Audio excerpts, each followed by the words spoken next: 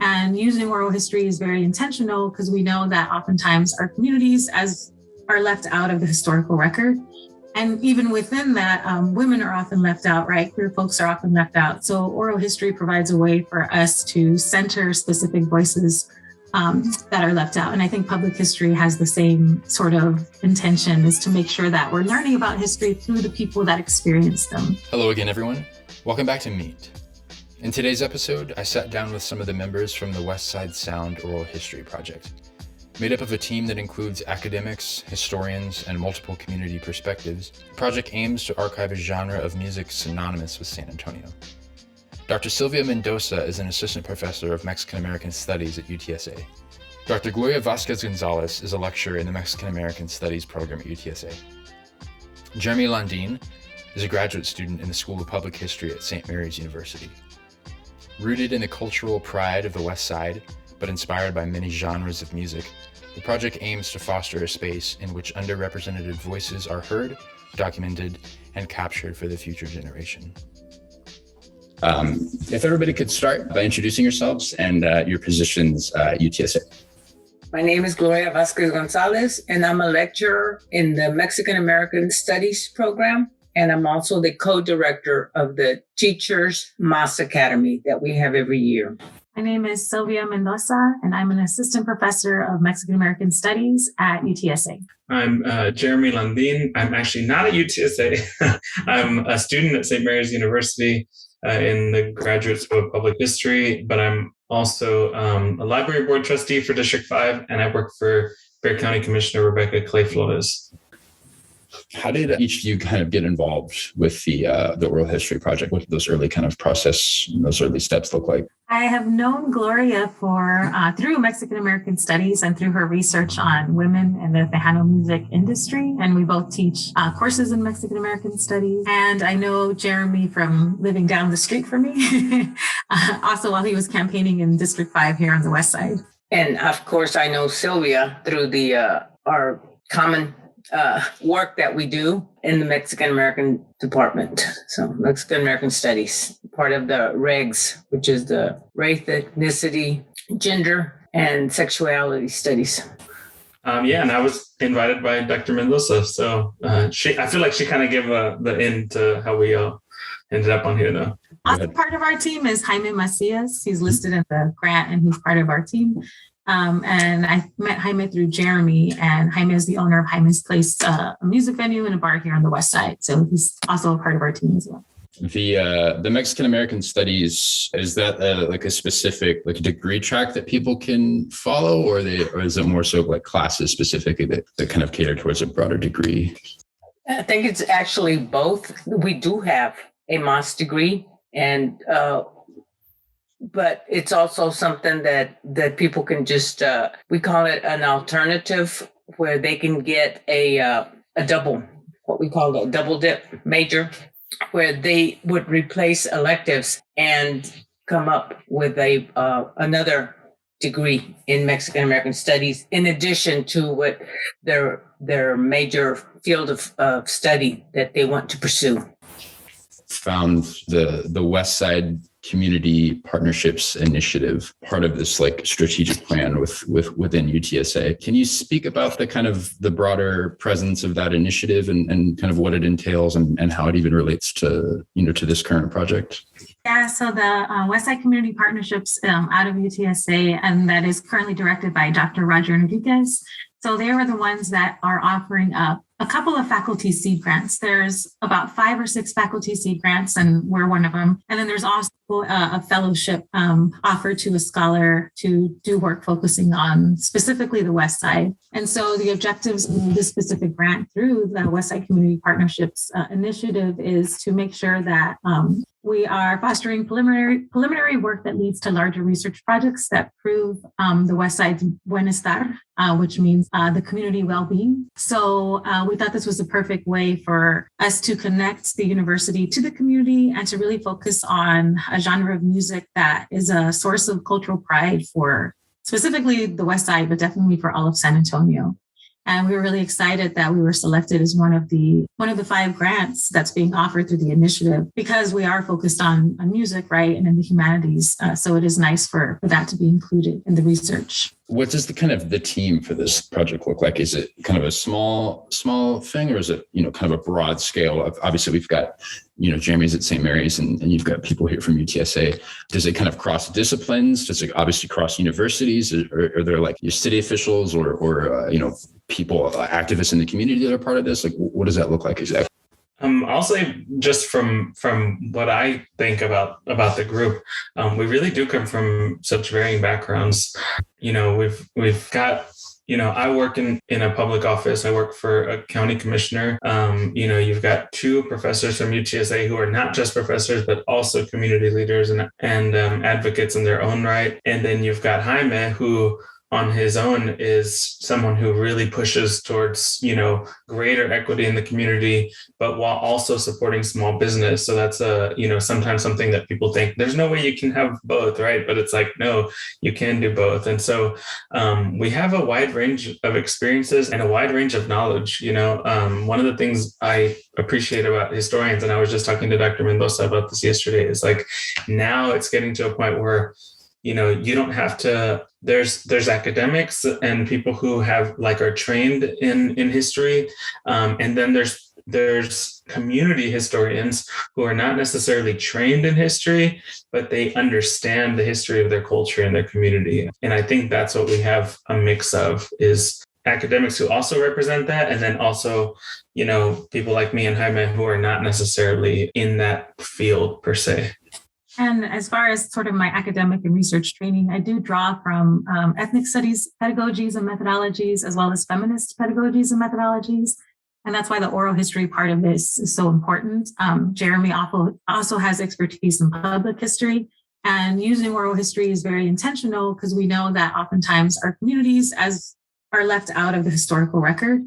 And even within that, women are often left out, right? Queer folks are often left out. So oral history provides a way for us to center specific voices that are left out. And I think public history has the same sort of intention, is to make sure that we're learning about history through the people that experience them.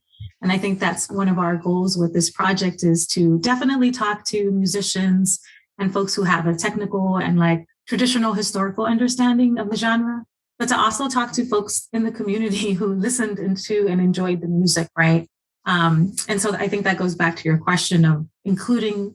Your question also applies to the participants, right? We are thinking about who are some of the folks that we should see included, right? Like Henry Pena, who Dr. Gonzáles interviewed, but also doing interviews, like in my case with my own mother, who I learned about West Side Sound music from, and in Geremy's case from his grandmother as well, too. So making sure we have different forms of expertise included in the folks who we are interviewing. I think that oral history is the best way to capture this. Right. I mean, to do it, to write it, it would just be so different.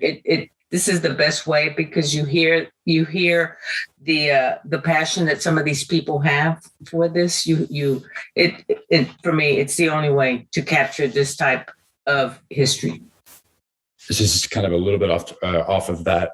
What does the process look like for kind of gathering and assembling, this pool of people to interview? Are you kind of going into the community or reaching out to these kind of, you use the term, these community historians, people like Jaime? Are you kind of using the community kind of to help pull people together to pull interviews from? What does that process look like? I think initially we came up with, we started making a list, just to have some idea of maybe who some of the prospective interviewees should be.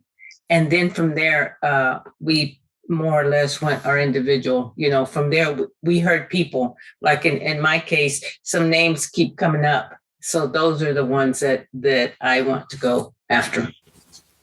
We're relying on Gloria's expertise, having been in the Tejano music industry for 17 years.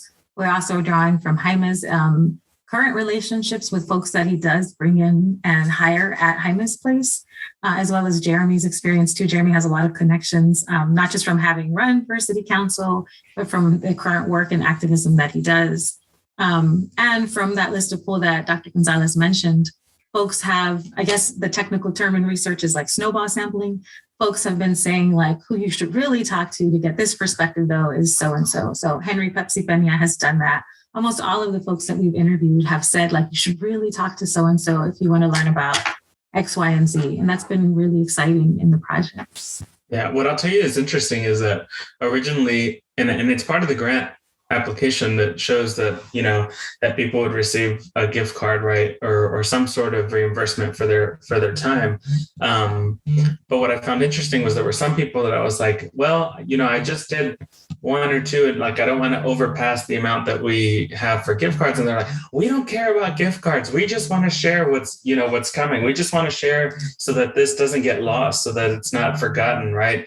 They could care less about gift cards, so they're more like, hey, we just want to share with the community the knowledge we have, especially the older folks that we've interviewed, or that I have at least, from my grandma, which was more, it felt like so much more of a personal interview, because here's these pictures of my grandpa and my grandma, like she could care less about stuff like that. She's like, hey, I just want to show somebody she said, we were good looking kids back then. So, and then you've got, people like Rich, who I interviewed, who is a DJ currently and who was a DJ then, who's like, I just want to make sure somebody hears this story, right? I just want to make sure someone knows what's going on. So it's also been a want of theirs, it started with a want and need of ours, and it turned into a want of theirs. And I think that's what's been really, really powerful. And UTSA Special Collections is offered to house the interviews. So we're really excited and grateful about that. But we do hope, I think, to open it up more to the community for folks to submit any pictures or artifacts. But I think before really doing that, we'll have to sort of figure out like where we would house those things, or how we would go about appropriately housing folks. Yeah, personal information, their pictures from the past. Because the special collections will do the interviews, but some of the other stuff we would have to figure out. And Jaime is also key in terms of making sure that what we do collect is accessible in a small exhibit. And we're shooting for the beginning of May to sort of have a community exhibit that's not on campus, right? It's at Jaime's place. You don't have to buy a parking pass, or you don't have to navigate a huge university campus. You literally can just roll through into the barrio and park. And we hope to show snippets of the interviews there. And again, that's really intentional to make sure that folks have access to this. You mentioned UTSA Special Collections. I was curious, if there's been any kind of like working relationship already as far as like, kind of combing through archives. And I know I had a digital humanities project last semester that I spent a considerable amount of time, in their archives, and specifically kind of in their, newspaper collections and stuff. And have you guys kind of been working alongside of them? What does that look like? We met with them recently with Amy Rushing and Jillian, I'm getting the name wrong right now. But we met with them recently to go over the guidelines for the oral history interviews. And it's pretty much understood that they will be housing them, that the Oral History Project for the West Side Sound has a home there. And I know that that's part of their very intentional work towards making sure there is more community representation and diverse representation in the archives, which archiving has a history of privileging, right? Folks who are considered worthy of being included in the historical record. So it was really great to have that meeting with them and to discuss having community voices in there. What do kind of some of the cultural and historical roots of this West Side Sound look like? What is obviously it's this UTSA article is this kind of fusion of certain musical genres, but was there also this kind of central genre that kind of helped inspire the ones around that? Like what did those early days kind of look like as far as cultural perspectives or kind of the historical roots that are kind of imbued in the music? Gloria, I think. I keep muting myself because of my dog. They're like, oh my gosh. No but anyway, yes, this is it is a particular sound that it is uniquely San Antonio, but it is influenced by all these other genres. It is rock and roll. It is doo-wop. It is swamp pop. It is Motown. But it's our interpretation. How it was done by these teenagers. It was really teenagers that these influences were here, and I think that because of the military, we are a military town, so we have so much more diversity. Not only, also musically, food wise and all these, not just people wise. And I think that it was these teenagers that went to these places where they were not supposed to be in the first place, but they went anyway, and they liked this sound, what they heard, the different sounds that they heard. And then they came back and tried to reproduce it. But of course, it's the way that we reproduced it, right? It was, and they were not professional musicians. These were teenagers putting together garage bands. That's really what they started out, even though some went on to fame, like Sonny and the Sunliners, the Sunglows, the Royal Jesters, all these groups, but they went on to fame. And they started out as garage bands that did school dances. That was, their claim to fame, was they got to do the school dances, and they became famous within the community, the West Side. Everybody knew who they were. Maybe I'm not from San Antonio, I'm from Temple, but I had never heard of them. Some of them, I knew of Sonny and the Sunliners after they went from garage band to, a full-time touring band. Okay. The Royal Jesters were also another group that crossed and went outside of San Antonio that gained fame. Okay, so it's this like a fusion of all these sounds, but it's done our way, the West Side way. It's whatever we do, we can't get away from our identity. So it's in there. It's in there. So it's that's basically what it started out, what it is, how a lot of people, of course, I think Geremy has said it's different things to different people because there is not one standard definition. That's just like an overall. But if you ask somebody, I did Mike Torres III from La 45, one of the up and coming groups that is influenced by the sound. And he's like, well, it's that beat, and I'm like, okay, I'm not a musician, but I know because I've heard it before, but that's what it means to him, 2 saxophones too, and I'm like, oh, okay, but everybody has a different, he's doing it musically, to him because he's a musician. But ask maybe Jeremy's grandmother or Sylvia's mother, that's not their definition. So it's I think a lot of it is emotional. Now, when you ask people, it's an emotional connection and an emotional, how they would define it is more emotional than technically. I think back to like my a lot of this, the kind of, you mentioned like doo-wop and kind of like early rock and roll. This is, I'm thinking back to like the music that both of my grandfathers probably would have listened to as well. Both of them kind of come from, military backgrounds as well, both being in San Antonio, as you've mentioned. Sometimes songs are put, cast onto, political movements or civil rights movements. Were there songs or bands like that at the time that were on the West Side that kind of had certain political or certain kind of social undertones to some of this music? I think that's a great question. I know Dr. Gonzáles has talked about West Side Sound really influencing. So West Side Sound drawing from swamp pop, right? And also conjunto and norteño, and then eventually developing into West Side Sound, but then also developing into Tejano. And within Tejano music, we have Little Joe, who was and still is very much affiliated with the Chicano civil rights movement. And this was the decade or the period after sort of like the golden years of West Side Sound. And so that's the first thing that comes to my mind. And Little Joe will actually be performing at the Cesar Chavez March on Saturday. So still very much has political ties to through his music and through his one song, Las Nubes, which was associated with the United Farm Workers Movement. I like your question because I think that's something that's coming up in the interviews. So in the interview with my mom, she talked a bit about how some of the musicians were push-outs. They didn't finish high school. They were pushed out of high school for different reasons. And a lot of them did end up joining the military. And so while I can't think right now specifically if any of the bands were like associated with particular like social movements, I do think that what was happening socially around the time of the West Side Sound is very telling. The fact that you do have mostly Chicanos, Latinos exiting school for whatever reason. At the time, there was also sort of walkouts happening in Texas and San Antonio as well. And so I'm hoping that what will emerge in interviews is that we'll be able to access, and I think this is the thing about oral histories and doing research in historically underserved communities, is finding those stories and then finding the artifacts, right?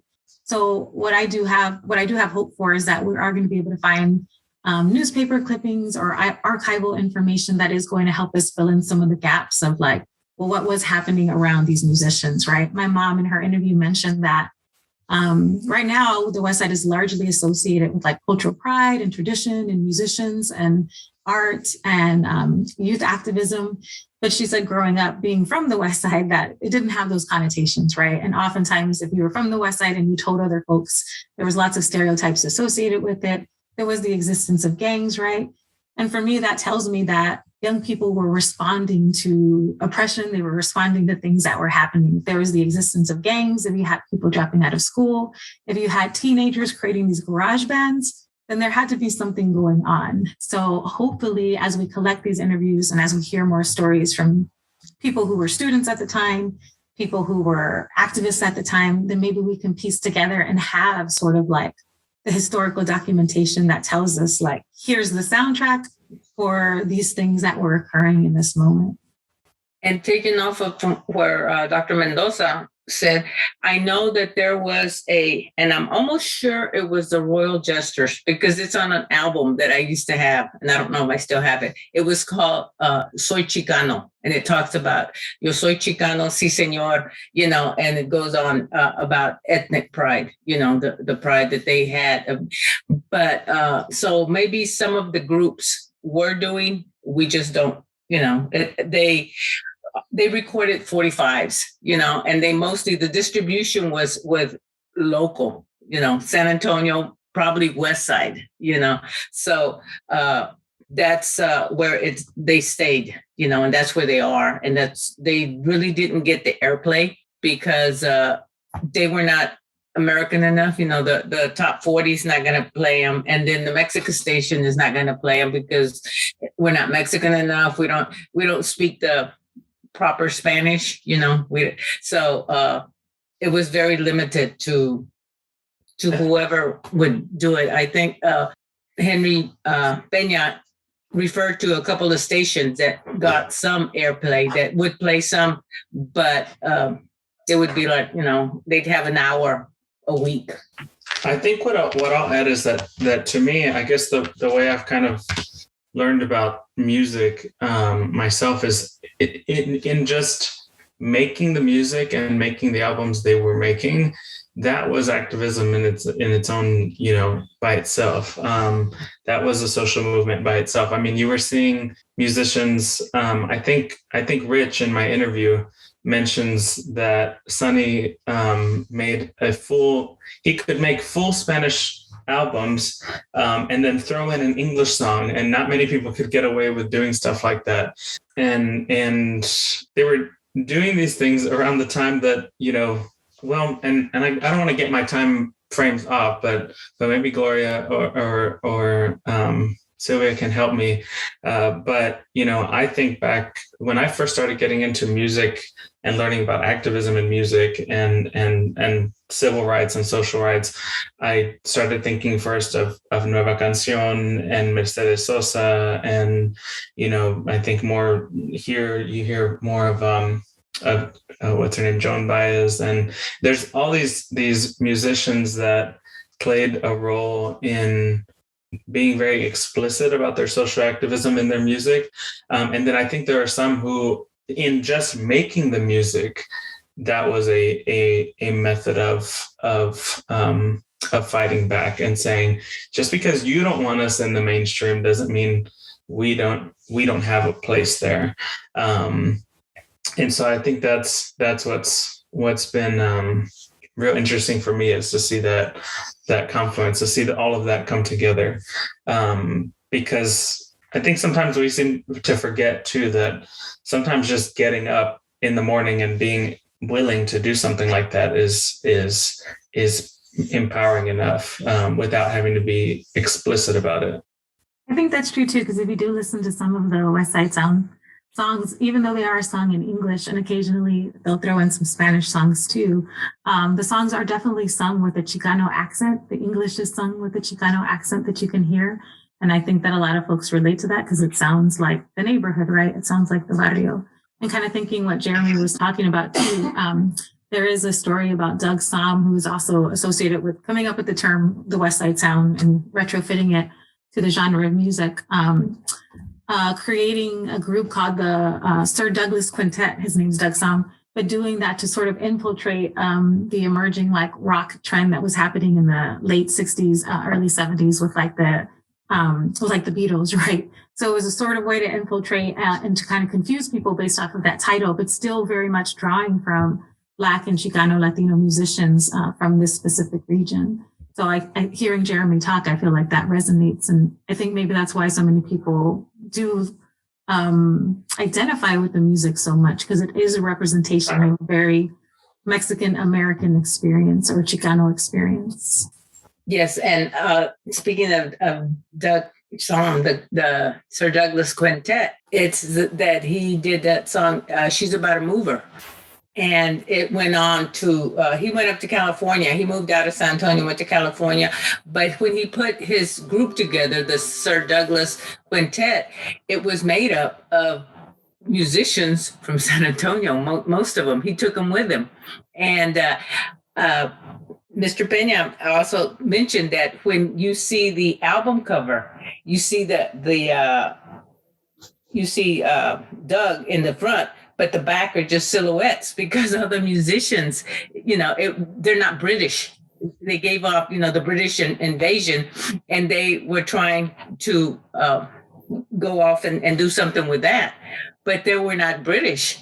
And so the album cover just has the silhouettes because they didn't want to put the actual musicians to confuse people. And he said when they showed up to gigs, they would come out and they go, "You're not British." And they go, "Yeah." And they said, "Well, you're here, go ahead and play," but it was that factor that he used it. And I mean, it went across, it got airplay, they got bookings, they pulled it off. But it was San Antonio musicians that he used. And that's what that up until his demise, he always included or always had San Antonio musicians in his groups, in his music. Kind of speak again just on that kind of community presence. We've mentioned the gentleman named Jaime, and I think of places like the Guadalupe Cultural Arts Center and places like SACI, even what the community represents in this kind of broader umbrella of this project. Well, I'll just add real quick that it's funny you mentioned those organizations. So SACI, the Guadalupe Cultural Arts Center, the Esperanza Center have all offered use of their space for these types of interviews. So I've done one at the Esperanza Peace and Justice Center and hoping to do it. Actually, yesterday, the executive director of the Guadalupe, Cristina Bailly, said, "Geremy, we need you to interview Joe Posada. You need to interview the West Side Horns, and that would be really great if we could do that and get that done, here in the theater." And that was without me even giving a whole bunch of background. Like it was just, hey, this is what we're doing. So I think the culture institutes see. Especially after seeing when they developed CAUSA, right, which was all these arts organizations coming together for a common goal.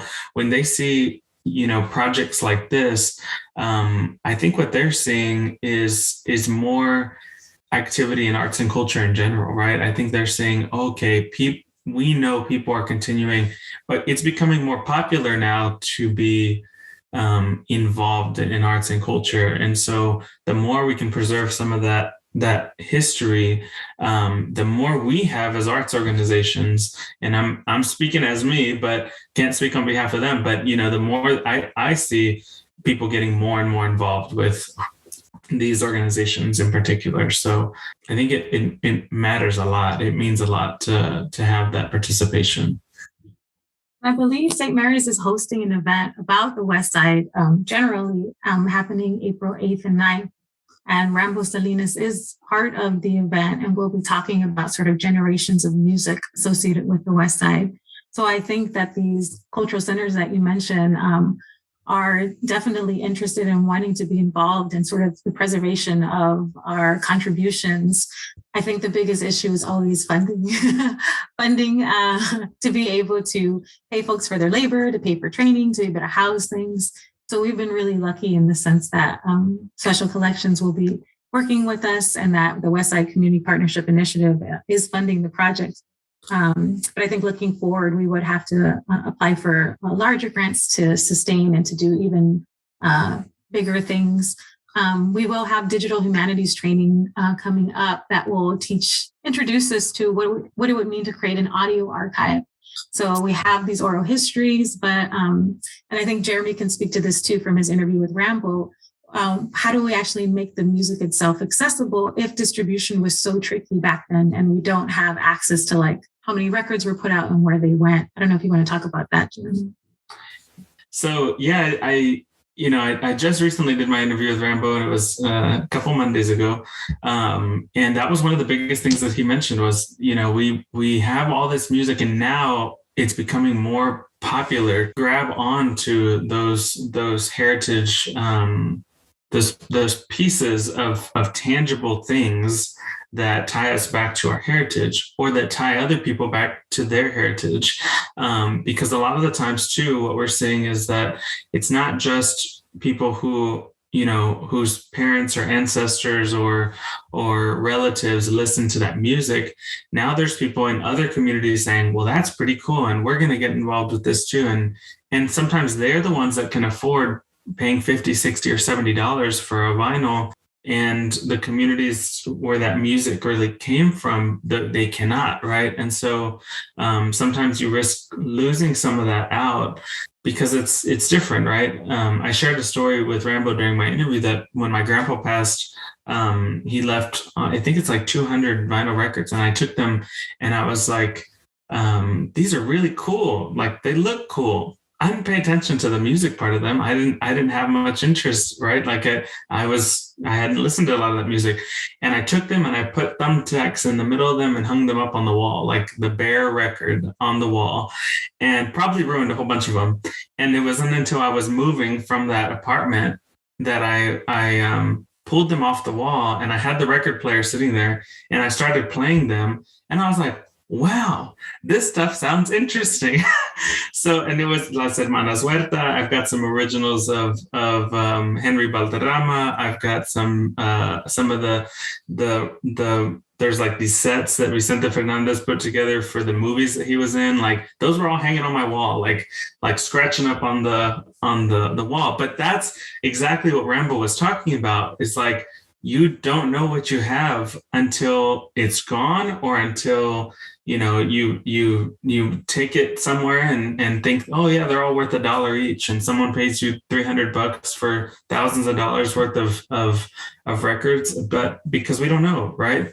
And I think that's another part of what's very important about this project is that there's multiple stakeholders involved. There's multiple schools involved, in this case, St. Mary's and UTSA. And all of that put aside, we're preserving the music, right? We're preserving the music and those memories. And that's more important than the rest of this, right? I think this lives beyond us, definitely in the archives at UTSA, but it lives beyond us in the memories of the families who have done these interviews, because they're, oh my gosh, one time my grandpa did this interview or did this. And then it also lives, in our shared experiences that we pass down to generations. And I jokingly yesterday said, oh, I'm the youngest person in this group, but we have multiple generations in this group, which usually what you see in at least what I've seen in academic projects, is it's usually all academics, usually all in the same generation. There's like younger academics that get together and they're like, we're going to do cool new stuff. And then you see like the older academics who are more traditional most of the time. And so they're all doing their, typical historian research methods. This is different. This is, at least 3 generations of community members, of academics, of neighbors coming together and saying, we're going to do something that's going to preserve our history. So I can go on forever, so I'll stop there. But hopefully that made sense. Geremy, you just put a stake through my heart when you said that with the records. I'm like, no. Yeah, I'll show them to you one day. I've got a whole but now they're very safely wrapped up. That each one of them has their sleeve. I cleaned them with the right materials and stuff. But yeah, when I first got into records, so I'll just share a quick story. When I first got into records, I was at St. Mary's University, and I would go to Janie's record shop right across the street, and I would sit there with Janie, and she would show me. I would bring her records, and she would give me records. And she'd say, here you go, you take this, Michael, take this. And I would always tell her family, she's trying to give me free records again. Will y'all charge me something? Because she's just giving them away. And they said, if she gives it to you, then we want you to have it, because you're sitting there with her, you're talking to her, you're keeping, her memory active. And I would sing songs with her and stuff. And of course, she just passed, less than a year ago, which is really sad. But, and now that I'm here doing this project, I'm like, wow, I didn't get a video of Janie talking about this, I would sit there and listen to her and talk to her, and I have that memory in my head, and I'll have to tell that story myself. But I don't have her talking about it. And I'm not learning that from her. She was 94. That's just not, that's not going to happen again, right? And so that was really powerful for me in the midst of doing these interviews. It's like, man, I love that I'm getting these in, but I missed so many, right? I missed my grandpa before I threw his records on the wall. I missed my friend Janie before she passed. And it's I sent the interview of my grandma to my mom, and my mom's sitting there crying, and I'm like, why are you crying? Grandma's just talking about music. But she's like, I don't remember my mom talking about this stuff. And, and only back when I was a kid, like she hasn't talked about this stuff, since before grandpa passed away and whatnot. So it's real nostalgic, if I can even say that at 26 years old, but to have that feeling and to understand that. So, and I always think about the wealth of knowledge that Janie had. I've been to her records. I went to her record store a couple of times while she was still alive, and she would just talk, just pick an artist, and she had a story. I'm like, oh, and she could tell you the record label. She could tell you when it was first pressed. She could tell you if it was a remake. She knew all of it, right? And that's what always interested me. I was like, here I am barely learning about this stuff, and you've got all of this in you. So yeah, Janie was a wealth of knowledge. That famous black and white picture of her that went around after she passed, I took that photo when I was a student at St. Mary's with my cell phone. I walked up to her one day and I said, I'm going to take a photo of you. Is that okay? And I asked her son, Robert, who works at the shop. And he's like, if mama says it's okay, then I don't care. You can take whatever picture. And sure enough, then when she passed, that picture circulated all over the place. And they loved that photo. So I've got my little, pieces of the puzzle there. And for me, teaching in Mexican American Studies, I feel like this is like literally the heart and the reason of why we have Mexican American Studies. Sometimes students come into the classroom and they don't know how to identify, right? They know they've heard Hispanic or they know they're of Mexican descent, but like what is sort of like the history and the politics around these identifiers? And I think when you do reach back, when you ask elders, when you talk to your own community, and when you're able to be in a setting where you learn about the contributions that people have made to history, music, art, literature, then you do have a sort of sense of cultural pride. And I think that's why folks are so connected to the West Side Sound. I think that's why we're also excited about doing oral history interviews, because you find so much out about, your community, about your culture, about your identity. So yeah, hearing these reflections like really makes me excited and really reflects why classes and fields like Mexican American Studies are so important. One of the comments that comes at the end of every semester, or even sooner, why did I not learn this sooner? Especially my intro to Chicano studies is, why did I not learn this sooner? Why did I have to come to college? We just think about the ones that don't make it to college. You know, I'm glad that part of our MAS Teachers Academy is training teachers, that now that they're starting to put it in the schools to train them how to teach this, because it's not just the content, it's so much more. So they finally getting exposure to this in high school, mostly in high school, but we're trying to take it down to the middle schools and elementaries. In talking with community members and with parents and respected loved ones, you're kind of resurfacing the past in these interviews and whatnot. Is there this hope that this project can influence the present and kind of going forward? And I believe you said that the project's set to be finished in May. What do you hope that the UTSA community takes from it, the West Side community takes from it? What do you hope that San Antonio as a whole kind of takes away from this? For me, it's just knowing that this is documented and that people have access to it. And when they see it, hopefully it'll bring a memory. It'll instill some pride. It's like, wow, I didn't know that we could do that as Chicanos. I didn't know that we had this kind of talent. I didn't know that, we did this, that went from garage street bands to some of the more well-known, Sonny and the Sunliners made an appearance on American Bandstand, so maybe people that didn't know, where he was from or his roots, his roots can say, wow, this, we did this, we can do this. We have so much talent. We have so much talent around us, especially in San Antonio. Oh my goodness. Like I said, I'm not from here. And once I got here, I'm like, whoa, artistic, art. We have so many talented artists, musicians. Oh my goodness. It's like a wealth. It's like this place, a pool full of just talent. Writers, literature, literary. Just it's just a mecca for all this.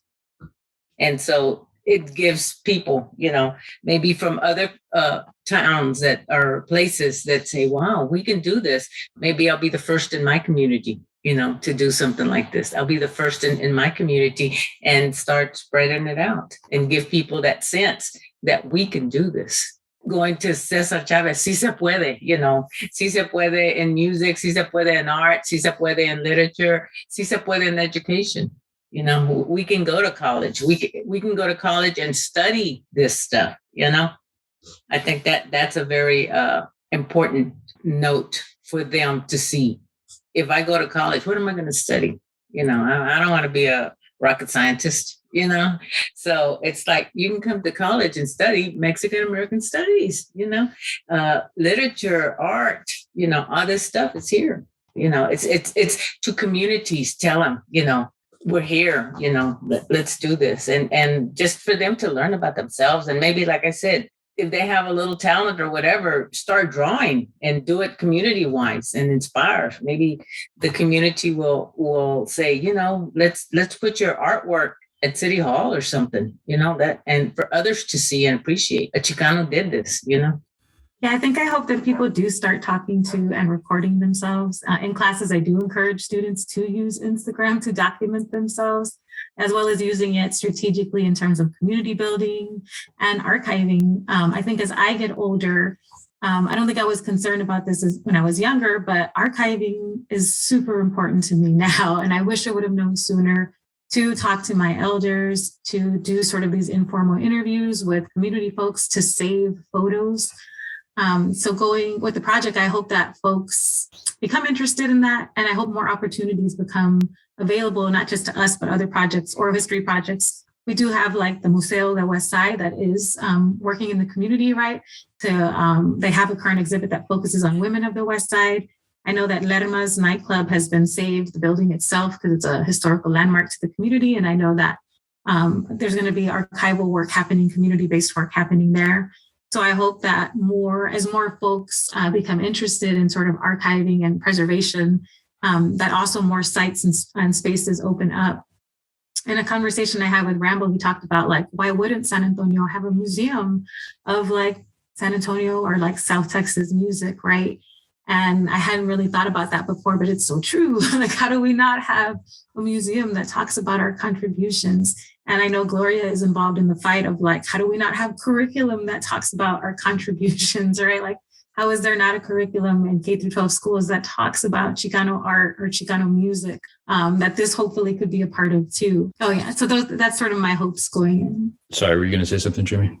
I was just going to add, you said, do we hope that it'll, change things for the present? I think it already has, maybe not in a large way yet, but to each one of the lives of the people that we've interviewed, they know that their story is being told. And if anybody listens to those, which we know they already have, then we've accomplished something. I think the grant that Dr. Mendoza applied for only went so far, but I think the other thing that I hope is that people see the importance. We value so much intrinsic, like tangible history. We value the things we can touch so much more, it seems, than the things that we can't touch. Stories are being told at the Alamo with the Tapilan people. Stories are being told in different places about different things throughout our city. And we've learned so much in the past few years something that we've known, but something that more people are learning so much more is that our non-tangible history is just as important as those tangible things you can touch and feel. In some cases, even more important, right? There are people of color for so many years. The actual tangible materials were not preserved for a reason, right? There's a lot of conversations, and I bring up the Alamo just because I've had conversations recently, but the documents of those people that were there before, the heroes and whatnot, they were, their documentation is not there intentionally, right? Like, and now we're starting to get to a place where it's like, we have to save these things, right? But had that been done before, it wouldn't be so difficult to provide those primary source records and documents to show that our history was really where it was really present. So I think that for me, we're creating those primary source documents for the future generations that need this material when they want to do research on these things, right? We've hit, to some people, West Side Sound may be a narrow field that we're looking at, but in the future, someone can narrow in even further. It could be West Side Sound only from people on the West Side. It could be West Side Sound, just the listeners of the music, not the music makers. And so we have to start thinking like that. Like, what are we saving other than the tangible history that we have sitting in front of us? So yeah, that's what I got. And going off of Geremy, as like he says that some of these tangibles were not saved. It was for a reason, because they weren't valued. They weren't seen as valuable, but they were. They were and they are very valuable. And now we're in the process of restoring this, trying to bring some of this back. And the best way to do it is orally, because some of those artifacts have been destroyed. I'm going to end with this just because I'd be remiss if I didn't ask this. This is going back a little bit to what you had said, Dr. Mendoza, about digital humanities, but it was an ArcGIS project called Mapping the Movimiento about the Mexican Civil Rights Movement. And, Edgewood High School is mentioned, St. Mary's is mentioned on the list, Our Lady of the Lakes mentioned as well. Does this project, is it going to encapsulate something related to ArcGIS? You talk about it existing in special collections, but is there a part of it that would exist as in the form of something like a GIS thing that people can navigate through? Yeah, so I did recently apply for training through Kansas State University. I'm messing up the order, but they are known for having a public humanities, digital humanities institute. And so I'll be able to attend in the summer and I think really open up some ideas as you're discussing on what it would mean to sort of map the music, what it would mean to create an audio archive of the music, and just other potential ideas within that realm. So, and I think they're funded, the Institute is funded through NEH. So I think also learning about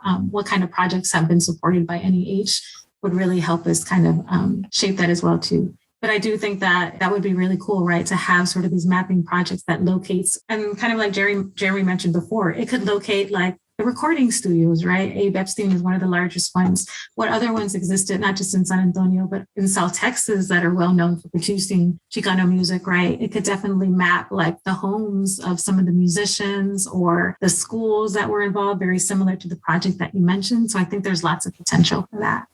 I'd like to add that this is by no means, the end of the project. Our hope is to continue to expand on it. We've just touched the tip of the iceberg, and there is so much more. So we'll be looking for more grants to help us expand this. It's all about the money. Unfortunately, that's what it takes.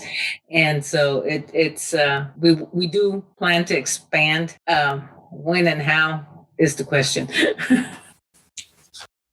Thanks for watching. Click our logo to subscribe or click the videos for more from the Paisano. Leave a comment letting us know your thoughts and what you'd like to see us cover next.